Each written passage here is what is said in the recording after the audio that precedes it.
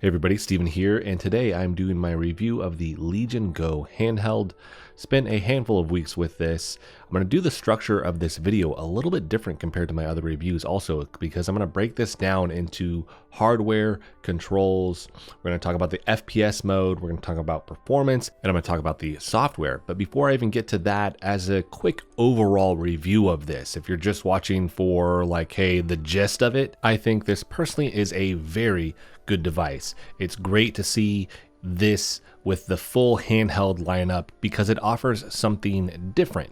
Now, performance wise, we have the same chip as the ROG Ally, and you're putting it on a bigger screen, so it's comparable, but at the same time it can potentially be a little bit less because you're going from that 7-inch screen to this very large 8.8-inch screen.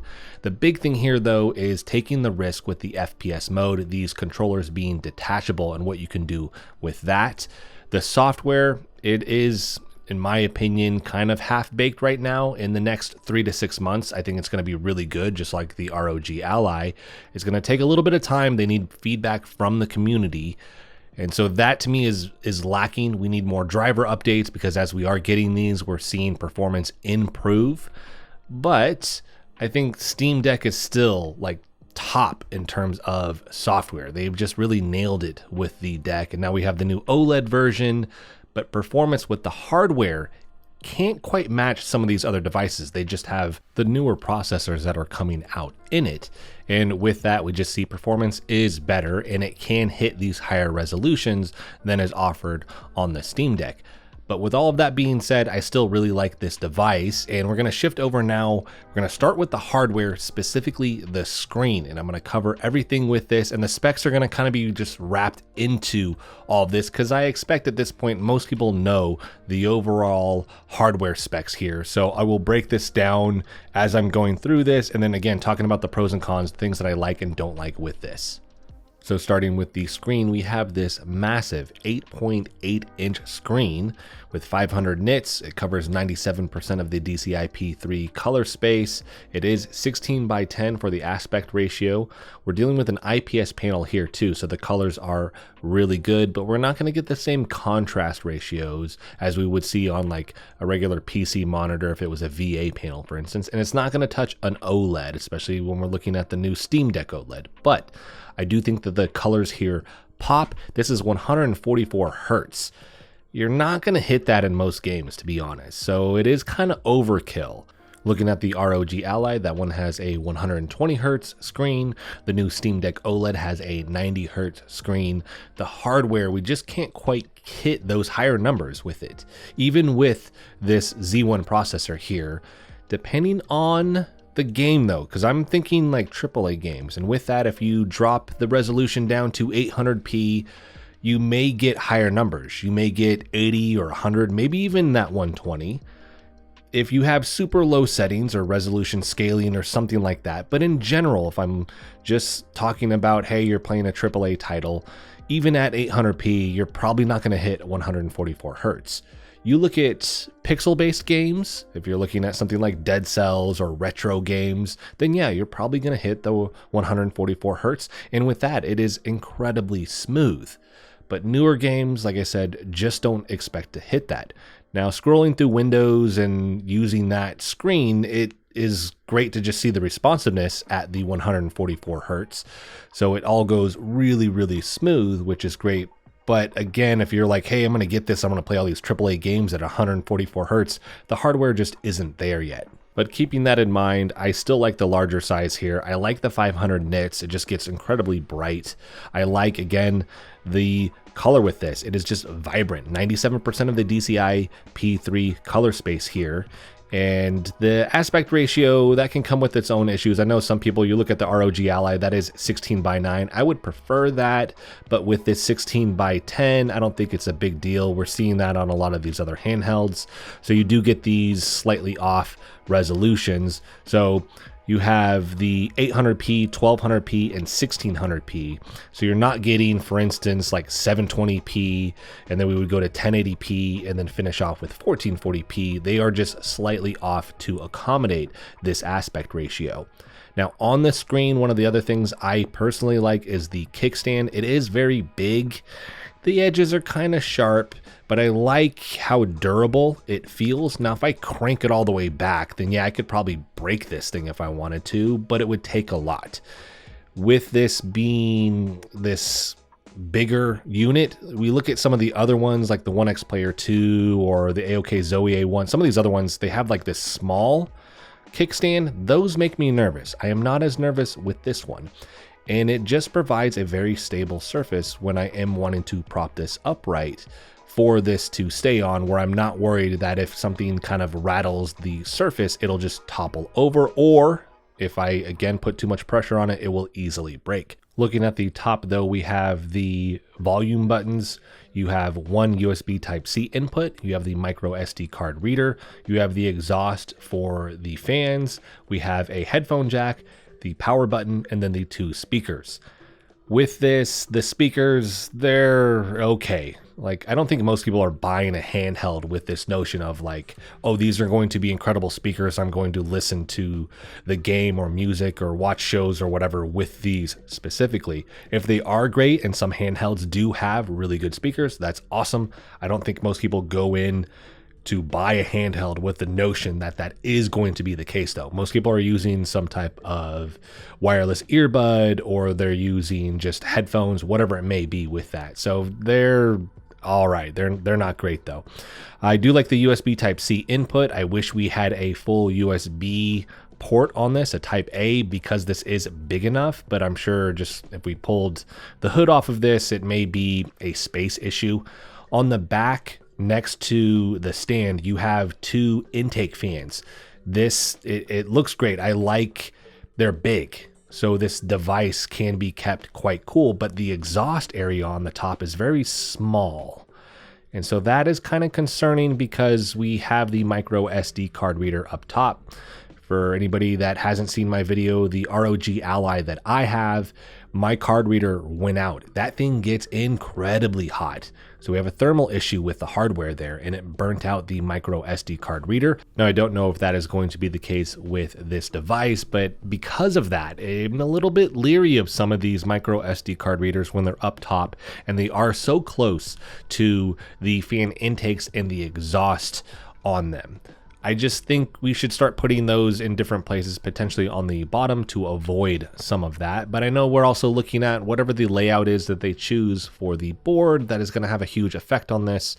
So some of those just maybe think, hey, last minute, we need to put this here. But I think on this, I'm just a little bit leery. The power button here, it does have the LED lights with it. From what I've noticed, if I plug this in, it will illuminate blue, meaning it's plugged in. If the battery is about to die or it's really low, it'll start to flash red. And then if I have this in like hibernation or sleep mode, it will be white and it'll just kind of flash. When it's on, it usually just stays illuminated white. I'm hoping down the road, maybe they adjust this. So if I plug it in and it's charging, it gives me different lights versus if, like, I don't know, like battery indication status or something like that. I hope we get some other things with this that help us recognize what is going on with the device. Right now it has some, but I'd like to see that improved. And on the bottom of the device, you have one more USB Type-C input, and that is it. A couple last minute things to cover. The speakers here, they are 2 watts each. On the front of the screen, you have dual array near field microphones. This is a 10-point touchscreen. And then it looks like there's a webcam on this. I've looked at some breakdowns. I've just kind of searched the internet to find out what this is. And because this is a repurposed tablet screen, this is most likely for that, but they've removed it. Some people mentioned maybe it's a light sensor, but there's really no info. So if you have any information on that, make sure that you let me know in the comment section. And I've not seen anything from Lenovo on this either. So just kind of a mystery with this right now. I like the screen. Like I said, a lot of good stuff with it. Some things that I would like changed potentially. We're looking at maybe changing the location of the micro SD card reader, just because I don't know if there's going to be thermal issues. I've not had any, but it is a concern. If we're looking at the LED lights for the power button, some updates to that. Maybe we can get some different color indicators for that. The speakers, that definitely would be nice to be improved, but overall I am extremely happy. On the software side, we have no color presets. I really wish we had that. I'm going to talk about that again in the software, but that's something that I do think is lacking with the screen. But overall, I'm really happy with everything else. Looking at the weight with this is 854 grams, which is 1.88 pounds, so it is on the heftier side. 1X Player 2, one that I'll talk about when we get to the controls here in a second, very similar because those do detach. That is a heavy device as well. That is 862 grams, which is 1.9 pounds. And that one is thicker overall. So this is actually slimmer with the Legion Go compared to that. So I like how this feels when I'm holding it compared to that one. But if we're looking at the ROG Ally, that is 608 grams, which is 1.34 pounds. And last, we have the Steam Deck OLED, which is actually a little bit lighter than the original Steam Deck. This is 640 grams, which is 1.41 pounds. Shifting over now to the controls and the detachable FPS mode, which I'll cover a little bit more here in a second. I want to just give an overview of all the controls and then talk about my experience with that FPS mode. But looking at just the overview here, towards the top, if we're looking at this from the front, you have the left and right Legion buttons. Not a fan of the placement. I know a lot of people are saying the exact same thing. This should be the view button and the menu button, and they should have swapped those out because it gets confusing with trying to hit the view button and the menu button because you keep wanting to hit these Legion buttons. With that, the right hand side brings over the quick access menu for the Legion Space software, and then the left hand side brings up the full Legion Space software, which I'll talk about in more detail in a little bit. Starting on the left hand side though, we have that Legion Go button at the top. You have the Hall effect joysticks with the LED light ring around that. You have the 4-point D-pad, and then you're going to have your view button and your menu button right there. Shifting over to the back and the top here, so we have the left shoulder button and then the left trigger. And the layout, by the way, with all this is an Xbox controller. And then we're going to have our Y1 and Y2, our paddles. And then you see the button there that you push to slide the controller out for the FPS or detached mode. Shifting over to the right hand side, we have our quick access Legion Space button, and then you have your ABXY buttons. Then you have the Hall effect joystick, and then the touchpad here, which personally, it's decent. It's not something that I prefer to use. I actually like the ROG Ally. You use the thumbstick to navigate windows, and then you can use the right shoulder button to click on things. It feels more intuitive, in my opinion, but that's going to be a preference thing. And I think for a lot of people, though, they are going to like the fact that the touchpad is here. On the top, you have the right shoulder button and then the right trigger. You'll notice that that shoulder button wraps around the side though, which brings us to the side and the back. And on the side, this turns into the M1 and M2 buttons. And this is important when you actually detach these and put this in the FPS mode because it flips the controller around. On the back, we have the M3 and Y3 buttons. Notice that the orientation is different than the left side. And again, this is for that FPS mode. And then you have your mouse wheel, and you get to scroll with this, and it even clicks in. And then on the bottom, you have the button to detach the controller. At the very bottom of the controller, you have the FPS mode switch. So you have this off or on, and when you turn it on, it turns on the mouse light sensor at the very bottom, so you can utilize this in that FPS mode. The controllers do have haptics, and you get to adjust this in the software, and then this does have a built-in gyroscope. In terms of the layout, I do like the layout and the design here. It will take some getting used to for the FPS mode, but the feel of everything feels really good. The joysticks do have a dead zone, which I've heard Lenovo is currently working on software to be able to adjust that. You get to go in and test and make some adjustments to the joysticks and the buttons in the Legion Space software, but there's no adjustment directly for that. You can adjust it with Steam, and it does seem to improve that, but right now in certain games you may have a very noticeable dead zone, while in others it may not be there. And again, you can make certain adjustments in Steam, where other software, if you're running it through like GOG or something like that, you may not get that same adjustment. The triggers and the paddles feel really good here. The only thing I have noticed is that you can accidentally hit the M1 and M2 buttons sometimes when you're just using this in its normal controller mode. So be mindful of that. And that is really based off whether or not the game has assigned it to something. Because if it's not assigned to something, then it doesn't matter as you push it. It's not going to register anything. But every now and then it will. Overall, though, I am happy with the controls here.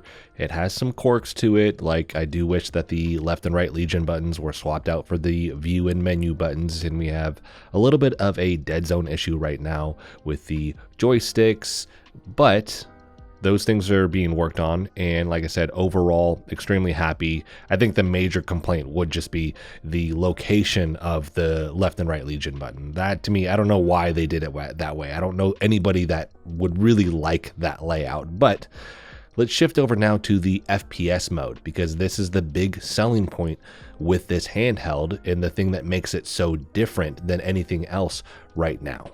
So the Legion Go comes with a carrying case. I do love that fact, because if we look at the ROG Ally, it does not. If you look at the Steam Deck, it does. If we will look at some other handhelds, if we're looking at the One X Player 2, for example, that one does not come with a carrying case. So I like the fact that this comes with a carrying case, so you don't have to buy something else. And at the bottom of that, you have this little plastic piece. That is where you're going to take the right joystick or Joy-Con and you're going to put it in there. It is magnetic, so it just snaps in. I like that. And then it rotates around. It's not the orientation you would think it would be. It's actually flipped around. And then utilizing that, this is where you can switch this over to the FPS mode, which again, that is the little switch at the bottom of the Joy-Con that you click over and it turns on that mouse sensor. Now, once you have it in this mode, you have to have both detached in order to utilize this mode. And if you didn't want to do that, by the way, one of the things I like is that you could actually just detach both of these and use them as just Joy-Cons, like a joystick, right? A controller.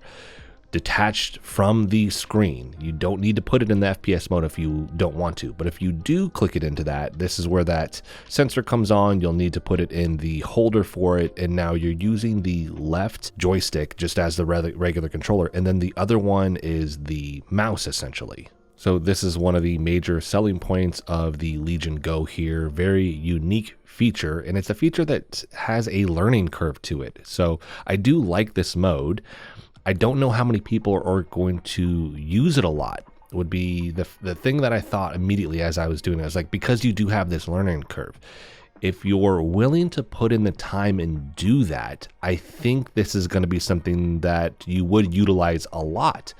If you start it and you get frustrated and you're like, I don't want to do this, then you're not going to use this mode at all. Now, looking at a video from Joystick Ayrton, his video in regards to the Legion Go and in the FPS mode, he's like, everybody's wrong here. We're saying FPS mode, but really it's almost better designed for RTS games.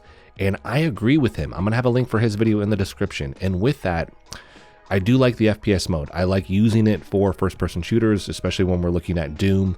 Playing it with Destiny 2, this is where you're going to need to spend a lot of time like remapping buttons potentially, just because with Destiny 2, not everything was mapped out. So there were actions that I needed from the controls and they weren't there. So going in and trying to figure that out, again, that can take some time. But if you do nail it, it can feel great.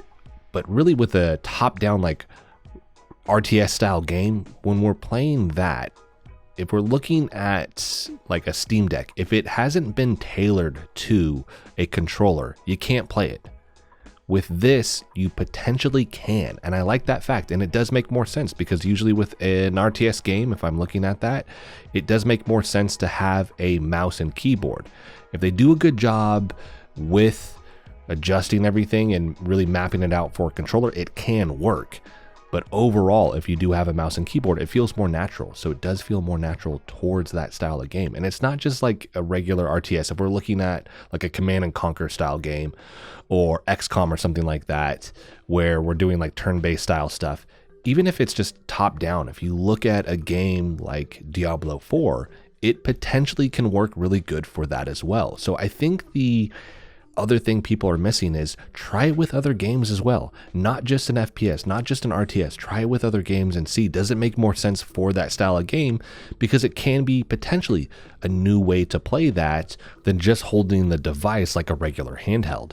And I'm not saying that that's going to be the case for every single game, but just the potential to explore a new way to play that with a handheld is quite unique. And I think that's one of the selling points, obviously, of the Legion Go here. But I also think it's something that not everybody is considering. They're just saying, hey, this is FPS mode. It's only for first-person shooters. This could potentially work with a lot of other games as well. So although this is being called the FPS mode, we could utilize it for a lot of different games, and that is very intriguing here. Again, unique amongst all the other handhelds that are out there, because a lot of them we've seen. If we look at a Nintendo Switch, you can remove those Joy-Cons. If you look at the One X Player 2, that has that same feature. My complaint there is there are no built-in batteries with that controller. I did a separate video on this talking about this, but with it, that was the selling point of it. I thought it had built-in batteries. It does not. You have to buy this dock that you connect those to that essentially just makes it a detached controller with the dock that powers it. I like the fact that these have the batteries built in so you can use them independently. Add to that this other mode that you get to experiment with. It just makes it a very cool feature that, again, I'm not seeing amongst other handhelds. Yes, we have some where you can detach the controllers, but you don't get to utilize it in this unique mode. And that opens up more possibilities for different styles or ways to play games. So overall, I really do like this feature. I think Lenovo took a chance here. I think it paid off. I think, obviously, I mentioned a learning curve with this and trying out different game categories, not just first-person shooters. The only other thing that I would point out with this mode that is important, you need a flat surface to utilize this on, and that is not always the case. One of the points of a handheld is the fact that I'm just holding it. I don't need anything else with it. If I need to have a flat surface now, that adds more complexity to just utilizing the handheld. So something else that people need to be mindful of. Well, I'm going to use this FPS mode a lot. You have to have a surface now every time you want to do that. That may not always be the case. So in regards to this, my thought is you're adding complexity to simplicity, meaning handheld is very simple. You just have it charged up, you can hold it in your hands, you're good to go. But if you want to use this mode, you have a requirement here, which is the flat surface. As long as you go into this with that understanding, I think you'll be fine. I think for people that aren't quite piecing that together as they get this, it may lead to more frustration than anything because they don't use that mode that often. One last thing to know here is that if you power the device off and the controllers are detached, when you power the device back on, it is not going to turn on the controllers. Those are just off, and there is no way to turn them back on without connecting them to the device again. Hopefully we have a way to fix that through software down the road, because it is kind of annoying if I just wanted to keep it in that mode. But I also kind of get like, hey, most people are probably going to reattach the controllers, but if you don't, you have this new thing you have to do. You have to attach them, you have to make sure everything's good to go, turn it off from the FPS mode, and then detach them again so that you have power to the controllers. Shifting over now to performance with this, overall I've been quite impressed with this. We have the same Z1 chip as we have in the ROG Ally, so I was expecting performance to be very similar. The difference here is going to be, though, you are taking that same performance from that 7-inch screen and blowing it up to an 8.8-inch screen. So we do have some loss of FPS with this because, again, you're going from a smaller screen to a larger screen. Without doing the side-by-side comparison here, I would say as an overall, it could be 2 to 5 or potentially 5 to 10 in the difference from the ROG over to this, but that depends on the game, and also that has to do with drivers and software and other things as well. I've noticed games just are kind of all over the place right now, more to do with this needing driver updates, and I expect over time it's just going to improve. But with that, sometimes I start a game and I'm like, this isn't great, like it's okay. And then it gets better. So I don't know if that's just the system is warming up, we're getting more TDP to this, or whatever it's adjusting. Like I said, in general, it just seems like certain games, it does improve performance as you sit and play for a little while, where the other handhelds that I've used, I don't really see that same effect as much. It kind of just is good to go. With this, if you get the Legion Go and you start gaming, you're like, man, this feels like I should be getting better performance. Handful of things to check. One, make sure all of your drivers are up to date. I would also recommend getting the AMD Ryzen Adrenaline software, because with that, you get to check everything, tune things, make adjustments if you need to, outside of just what Legion Go is offering you in the Legion Space software. And then of course you're going to want to make sure that you check and adjust the in-game settings. So a lot of the times you are going to be playing games on low or medium settings when it comes to AAA titles. If you're doing retro style games, yeah, you could probably max this out, not worry about that. But for AAA titles, those adjustments are going to need to be made along with resolution, because again, this probably isn't going to handle the 1600p with a AAA game, even with low settings. Some games it can handle it and you're probably going to be at 30 FPS as long as you're okay with that. But if you're expecting like 60 plus, probably not going to happen. So be mindful of that. I have found 1200p is just like a really good sweet spot for this, because visually everything is going to be smooth and it's not going to be as pixelated as it would be at 800p. And you still get really good performance here, like I mentioned, where if I go to 1600p, I mean, depending on the game, it could be maybe 30 FPS, but it could be even lower. Could be slightly higher. This is all dependent upon the game, and this is where if you play a particular game, definitely look for videos covering that game and the performance that you can get out of this. But in general, that high resolution is just too demanding for this hardware, so it doesn't perform as good with AAA titles. But as I mentioned earlier, if you're playing like a pixel art style game or a retro style game, those are going to handle 1600p just fine and most likely hitting 144 hertz. And for me personally, I think that's where this device really does shine, because you are getting the larger screen, which is very vibrant, the controls feel great, and you are hitting 144 hertz with that, so it plays incredibly smooth. Shifting back to AAA games, the last thing I do want to mention here, some just don't play as well with any handheld across the board. If I look at Horizon Zero Dawn, for example, you're going to have to put that at the full power. You have to have it at 30 watts. You're going to have the OS on performance mode, the fans at full speed to get decent performance with this. Now, by no means is this horrible performance. If you put it on balance mode, that's where you're gonna see like a larger drop. So if you're doing 1600p, you're probably gonna get like a little over 20 FPS with this. You really have to put everything maxed out to get good performance at 1600p. 800p, you could get away with balance mode and still hit really good FPS. But this is also an older game. It is CPU heavy, but because it's an older game, it just feels like I should be getting better performance. I don't think that is something to do with this hardware. I think it is more of a software issue, because you do have to keep in mind that they ported this over from the PlayStation 5. It just is similar performance that I'm getting out of Cyberpunk 2077. That game is new. It's a newer title with a ton of different features. I expect that I'm not going to max that out, right? I am expecting to have a pretty big hit in the FPS department. But to me, Horizon Zero Dawn is an example of, hey, this is an older title.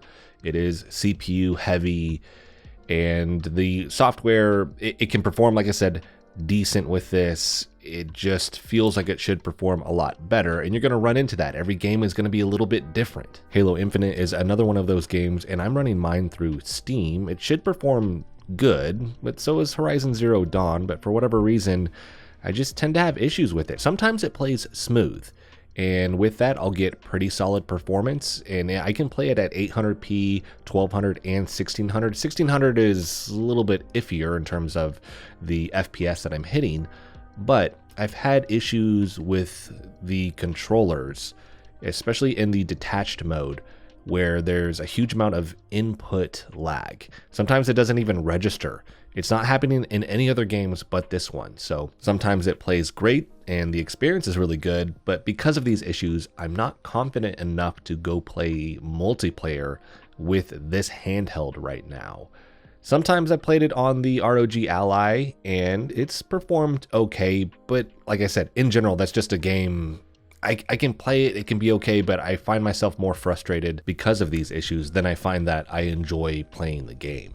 Now, I didn't mention this in the display section of the video. I wanted to save it for right now, which is that you can connect this to an external display.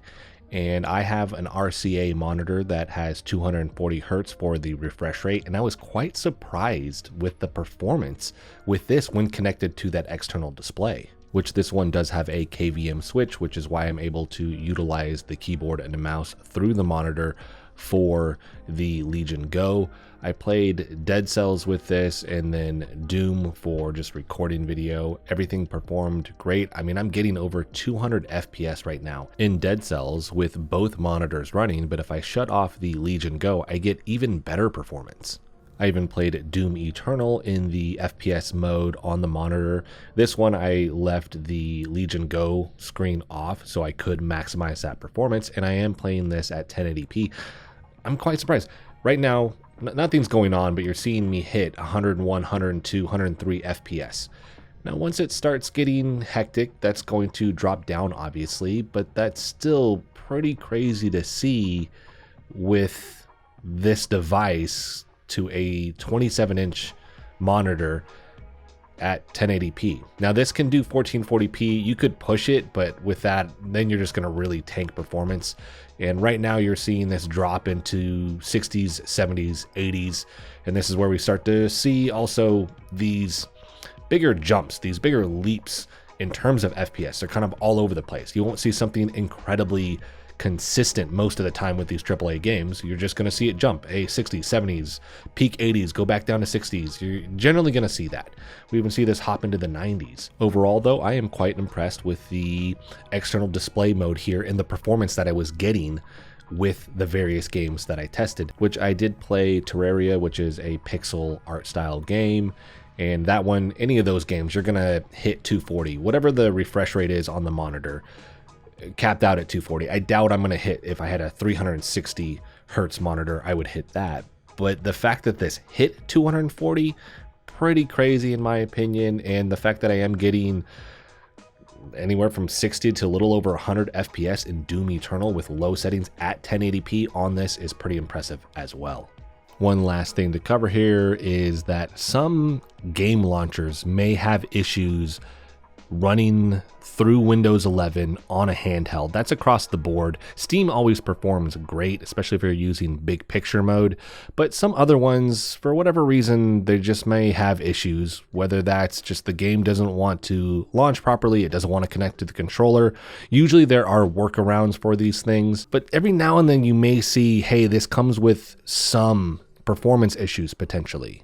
So just keep that in mind. You may end up having to look up, hey, if I'm running this game through Epic on this Windows-based device, the Legion Go, what are some workarounds or things to adjust to make it perform better? And that is a general statement towards all of these Windows-based handhelds, by the way, because I've noticed every time I've gotten one, there has been an issue with a game launcher at some point, and they have all been different.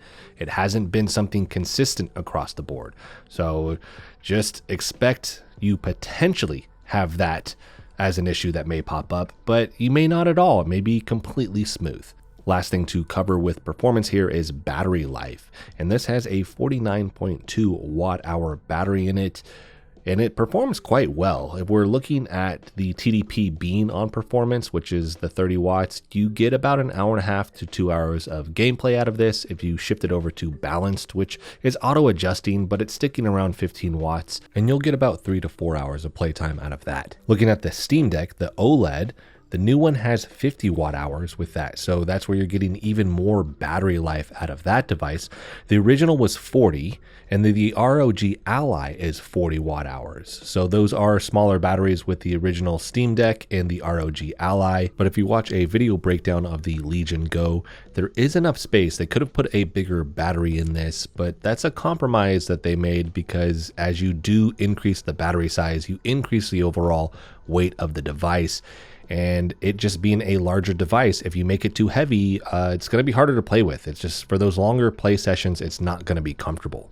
Moving on to the last section here, we have the software, which the Legion Space here, it feels half-baked to me. I made a complete separate video on that I will have linked in the description if you want to watch the full video with my thoughts on that. But this is going to be a quicker summary on everything that I do cover in that, and that's basically these devices launch with them needing feedback from the community, so they're always going to kind of be half-baked, because they need that feedback to make the improvements, because they don't beta test this in mass with these style devices. It's not like a video game where they can do a beta program and have input from thousands and thousands of people. This is hardware. It's going to be a little bit different. So with this, I was expecting that the software was going to be half-baked. I'm also expecting that it's going to take about 3 to 6 months to improve it, just like we saw with the ROG Ally. The Steam Deck had its own issues, but Valve nails the software side. They are a software company, so the software in the Steam Deck is just the best, in my opinion. For Windows-based devices, though, the ROG Ally, it had a head start. I think that is the best Windows-based device right now. Legion could get there. There is a lot of work, though, and this is what I want to cover in this section, is things that I'd like to see that are missing right now. I will say that the response has been quick. They are listening to the community, which is great. If you want to wait 3 to 6 months and everything's going to be a lot smoother, that's something to potentially consider, because it just has things that need to be fixed at the moment. They just did an update to the BIOS where you now have 6 gigs of RAM option versus the 3, 4, and 8, which is awesome. Looking at the Legion Space, though, specifically, the main portion of Legion Space, it's weird to navigate. It looks old, in my opinion. It looks outdated already, but that's where you can buy games from that if you wanted to, and a lot of them are discounted. If we go directly into the settings, there's a good amount here. I think what they do nail is adjustments to the controls that you can do. They are missing the adjustment to the dead zone. They are working on that, apparently. If they get that, they will nail down the controller side.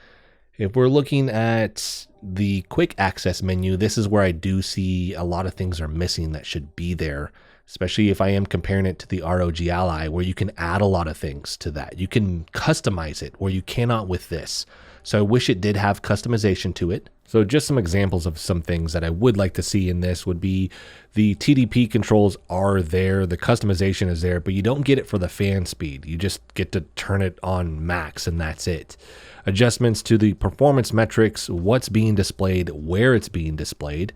Picture presets, we don't have any of those. You are stuck with 60 or 144 Hertz. You can't change this to 120, for example. You cannot adjust the Radeon Super Resolution from the quick access menu. You have to go to the main menu. Now, some other things I'd like to see in there would be great, but you do have a shortcut menu. So if you hold the left Legion Space or the Legion Go button and then the left bumper, it brings up the shortcuts list. And with this, these are things that I would like to see brought over, at least some of them brought over to the quick access menu at some point, but they are good to know. One of those things is bringing up the keyboard. So if you're stuck on a screen and you can't get access to the keyboard, this is an easy way to do that. So I like that they have those there. Just certain things I'd like to see pulled over to the quick access menu just to make things a little bit simpler and easier to do. And some things, like I've mentioned with, for instance, the picture presets or the ability to adjust this to 120 Hertz, these things are just not there at all. Those things are missing. Now, there are a lot of other things that I'd like to see. I could just keep naming off things. I'm not going to do that here. This video is going to be too long if I do that. But I do like that Legion Go is addressing a lot of these issues slowly as they are getting feedback from the community. And I do think we will see a lot of these things over time. Any handheld that launches, if some other company, if MSI made a handheld, I would expect we would have these exact same things going on where we get it and the software is missing a lot of things. We wait 3 to 6 months and then we see it as they get feedback from everybody. With this, I expect that is going to be the case here as long as we are giving them feedback. If we're silent on it, then they're not going to make the adjustment. So although there are things missing, I do expect at some point we will see them. So I'm giving the Handheld here a little bit of leeway in regards to this because it's going to get better over time. And I think we're going to be in a great spot in 3 to 6 months. In the meantime, it's just a waiting game. So for me personally, with all the devices that I've tested, we have Steam at the top. It's just the best. And then for Windows-based devices, or an overall with this too, we're going to have the ROG Ally. It's going to take top spot for Windows-based devices. It's going to take second place for just overall devices.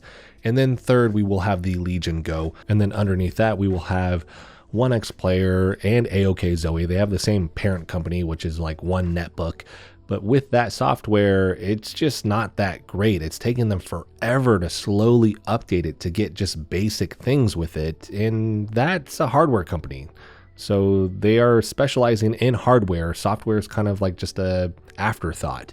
So that would definitely be the worst in my opinion. It's not great. I don't know at what point it does get good or decent. It functions, I'll say that much. But in terms of the options that we see with the Steam Deck or the ROG Ally or even the Legion Go, a lot of these things are missing when it comes to that device or those devices, right? Because we're looking at, again, the 1X Player and the AOK Zoe and the different models that they have. Last thing to cover here is going to be the price. I have the $699 version, that is the 512 gig version, for $50 more. For $749, you can get the 1 terabyte version. If you want to do that, they're both solid price points on this. Very competitive. We're looking at something that is extremely similar to the ROG Ally. It's a little bit more than the Steam Deck, especially when we're looking at the Steam Deck OLED now. But it is close enough. Do you want something that has a larger screen? What are you really wanting? Because all of these offer something just slightly different. And so you're going to go with the one that has more things that you are looking for in regards to a handheld. So again, I think they nailed the price here. I think if they were over this price point, this device wouldn't be as successful as it is right now, because when we're looking at the landscape and you have an ROG Ally and a Steam Deck OLED and they are at that set price point, it's just more attractive than if we're looking at a device that is over $1,000. And this is the problem that we see with other brands like Neo, 1X Player, AOK Zoe. Those start at $1,000 and then go higher than that. You can find some of them that top out at $1,600, $1,700. And at that price point, you might as well get a laptop that has like an RTX 4070 in it, right? So they nailed the price here. It had to come in at, in my opinion, under $800, and they did just that. Hopefully down the road, we see those prices come down a little bit more potentially, but we'll see. But regardless, I think they've earned the price point that they've put out there because it is competitive and it is not over the top. It is not $1,000+. And before I get eaten alive in the comment section with that comment, I will say it's not cheap. None of these devices are cheap. They are expensive. You could literally buy, with some of these in terms of the price, an Xbox Series S and a TV, or you could start to build a custom PC. There are other things you could spend the money on because, again, they're not cheap. But when we're looking at the total landscape of what these in general costs, these are more affordable than some of those other brands that I mentioned. So that is going to wrap this video up. I did my quick summary at the beginning, but to just cover that one more time, this is a great device. It offers something unique amongst all of the other handhelds that are out there. We have this beautiful screen. We have these detachable controllers with that FPS mode. We have software that is underbaked right now, but I do think it will get better in this next 3 to 6 months. And we have solid performance across the board, depending on the game. Just be mindful of that. So that is going to wrap this video up. If you have any questions about this device, let me know in the comment section. I will be recording performance videos over the next handful of weeks with this to showcase what you can get in certain games like Destiny 2, for example. And I expect that that will get better over time though, as we do see more updates to the drivers and the software. So I will say keep that in mind. Also, if you are watching any performance-based videos on YouTube right now, but if you do want to pick up a Legion Go, I will have a link for it in the description, so you can look for that there. Not seeing a ton of accessories on the marketplace right now. I do expect that at some point when we're looking at like protection screens. I don't know how they would do like a protective case for it, because the controls, maybe some type of silicone that wraps around it, more like a Nintendo Switch. But when those things do start to come out, I will be reviewing those as well. And I'll make sure that I put links for those videos in this description and links for them also. So that is it. Thank you guys so much for watching. If you like the video, hit the like button for me, as it helps the channel out. If you want to continue to follow along with all my content, hit the subscribe button for me. And as always, thanks so much for watching, and I'll see you in the next video.